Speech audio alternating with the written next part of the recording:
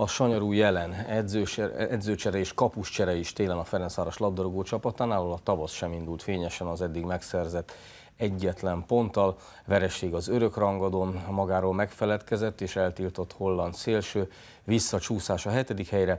Hát Itáliába kacsingató bosnyák kulcsjátékos. Ez a jelen, az új igazolások és az eddig látott játék is a témánk, a zöldfehérek nagy alakjával, és itt jön majd a múlt. A klub minden nemzetközi kupa döntőjében védő, 501 meccset játszó Gécz István olimpiai ezüstérmessel, aki most ünnepli majd a 70. születésnapját. Úgyhogy ez is apropó, hogy itt van nálunk. Jó reggelt kívánok, és hát akkor előre 2 nappal boldog születésnapot kívánok a kerek évfordulóhoz. És azt nézzük meg, hogy hát azzal a dicsőséglistával és múlttal, amivel te rendelkezel, István, hát nem tudom mennyire jajdul fel az ember, amikor mondjuk ránéz ma a tabellára, vagy kimegy és megnézi a Fradi meccseit. Köszönöm az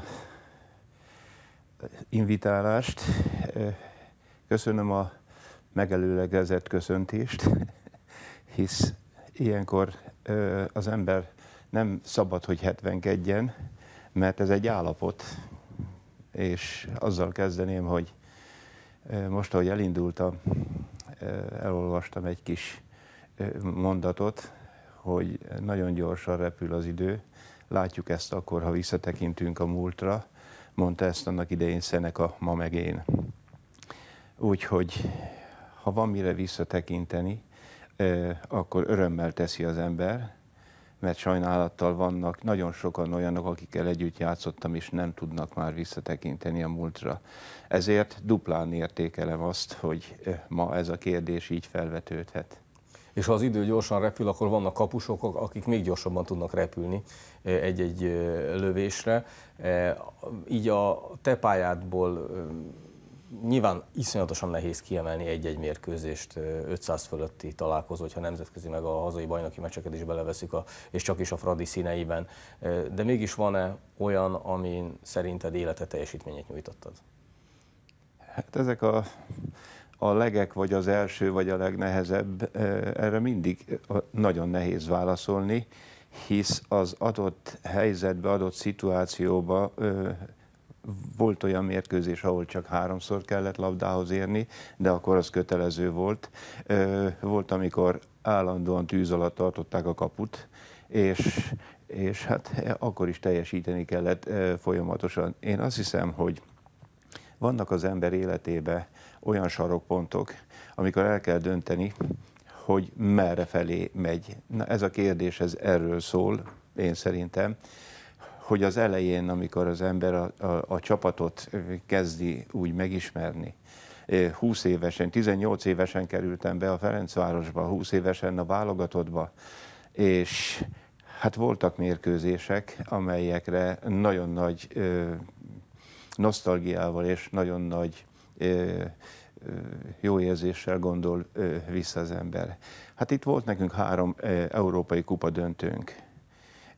Azokban a sorozatokban mindenhol volt néhány olyan mérkőzés, amikor vagy-vagy, tehát penge élen táncolt az eredményünk. A végén aztán egyszer a legfényesebb érem, 1965-ben Torinóban a Juventus. Juventus egy meccsen, igen. És 1-0-ra nyertünk. Gól nélkül egy ilyen döntőt megúszni, az azt hiszem, hogy mindenkorban egy óriási teljesítmény volt, és ez a csapatnak egyértelműen az az együttműködése, és az a hihetetlen lelkesedése, ami akkor is tapasztalható volt, azt Torinóban látták. Amikor az ember nézi ma a Bajnokok Ligáját, nézi ugyanazokat a futballcsapatokat, amelyekkel annak idején játékosként ugyanezekben a sorozatokban, tehát a legjobb európai csapatok porondján fölvette a küzdelmet, mi több nagyon komoly eséllyel vette fel a küzdelmet, és gyakran legyőzte ezeket a csapatokat, akkor hát ilyen szemmel nem különös ma egykori magyar futballistaként Bajnokok Ligáját nézni? De különös, és azzal az érzéssel nézi az ember, hogy talán a lehető legrövidebb időn belül valamilyen formában vissza kellene jönni a nemzetközi mezőny közelébe. Ha csak a középmezőny első lépésként, az is óriási dolog lenne, hisz ha nézi az ember a lelátókat, akár Spanyolországban, akár Németországban, Angliában, mindenhol telt ház van. Nálunk is az volt annak idején, mikor a Manchester vagy a Liverpool itt volt. Tehát teljesítmény kell ahhoz, nemzetközi szintű teljesítmény kell, de az odáig vezető út az nagyon rögös, nagyon sok olyan dologra van szükség. Egyénileg a játékosoknak is, benne természetes a kapusnak, és már felvetődött, hogy röpködnek a kapusok, hát csak akkor kell röppenni, hogyha a helyzet azt kívánja, ha nem, akkor a lehető legegyszerűbb módon meg kell oldani azt a feladatot, ami... Nem kell villogni. Amit ma látsz a Fradinál, az mennyire tetszik? Milyen irányba mennek a dolgok most, hogy Monisztól elbúcsúztak, megérkezett Doll, és mit lehet várni ettől a nemzetközi társulattól szerinted? Hát itt kapcsolódik az, hogy az egyik edző ment, a másik jön, épül a stadion, rövidesen átadásra kerül, és ha visszagondolok, akkor még a Fratibrünös mérkőzésen teltház előtt játszottunk annak idején, én magam is örömmel gondolok vissza. A most lebontott stadion, amelyiket 74-ben adtak át, ott is nagyon sok olyan szép emlék felröppen, amely teltházat jelentett, és a nemzetközi találkozók, benne a Liverpoolnak a 0-0-as itthoni mérkőzése, mert kint egy-egyet játszottunk, és azzal tovább jutottunk. Én azt hiszem, hogy az infrastruktúra fejlesztésével, meg fejlődésével jó lenne lépést tartani a csapatépítésbe is, mert én bízom abba, hogy az új edző megtalálja azt a nagyon keskeny ösvényt, amely a Ferencvárost a régi fénye felé vezeti vissza nemzetközi és hazai téren is. Hát az utolsó egy-két mérkőzésről én ezt úgy annak tudom be, hogy keresgéli a vezetés, az edző, a csapat saját magát, de hát ilyen jelenetek, ami... Lásd Jenner. Én nem akartam nevet mondani, de... Neki megyünk az edzőnek. De nagyobb nevű játékosok, akik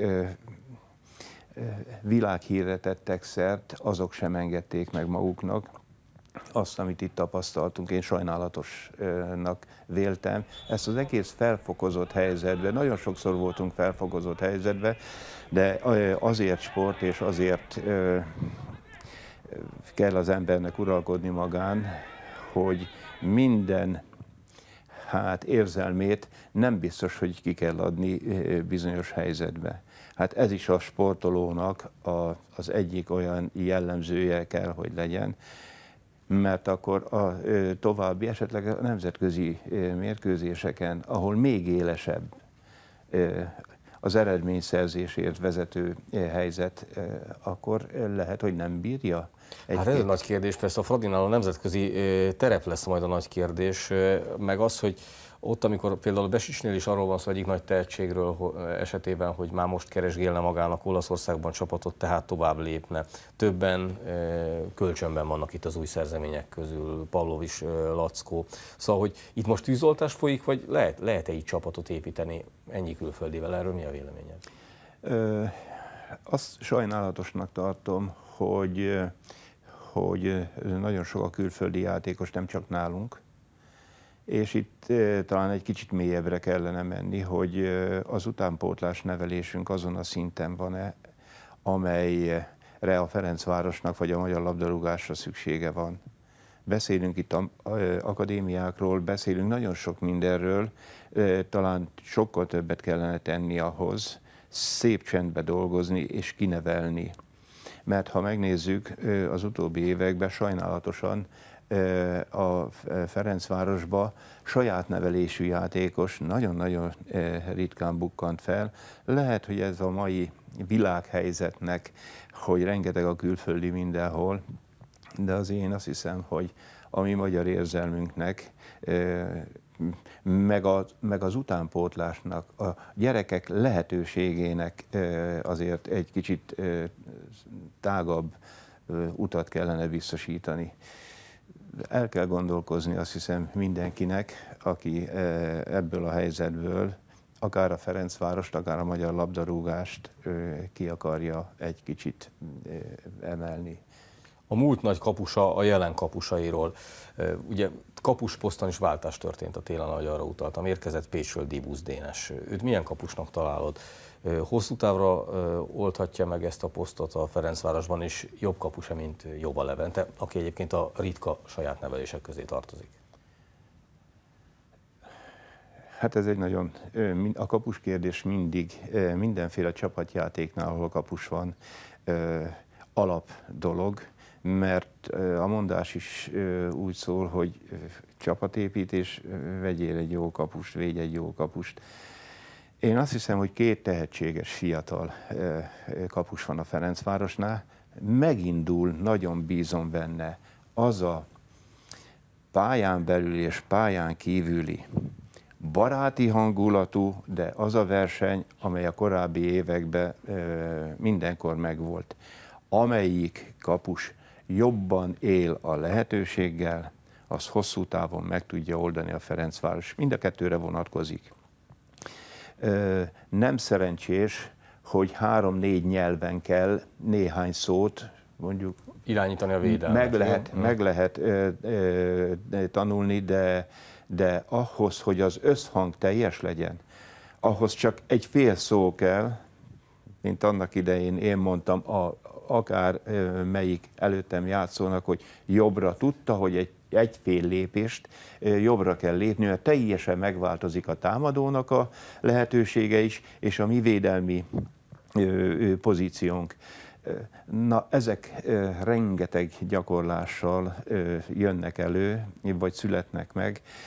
Nagyon-nagyon fontos. Én beszéltem a Jóba Leventével is korábban, mondom, szót fogadnak-e a védők, minden. Hát igen, van néhány egyéniség, aki azt hiszi, hogy sokkal többet tud a védőjátékról, mint az edző, meg mindenki más. Na nem. Ha nincs meg az alázat, ez legyen érvényes a kapusra, legyen érvényes a mezőnyjátékosra, védőre, csatárra, ha nincs meg a labdarúgás iránti, a társak iránti kellő tisztelet és alázat, akkor ott nagyon sok javítani való van. Hát István, köszönöm szépen, hogy itt voltál, és akkor legyen az alázat a kulcsa, amit üzensz a mostani csapatnak, és neked meg jó egészséget a jövőben is, és jó ünneplést. Köszönöm szépen, hogy itt voltál. Én köszönöm a meghívást.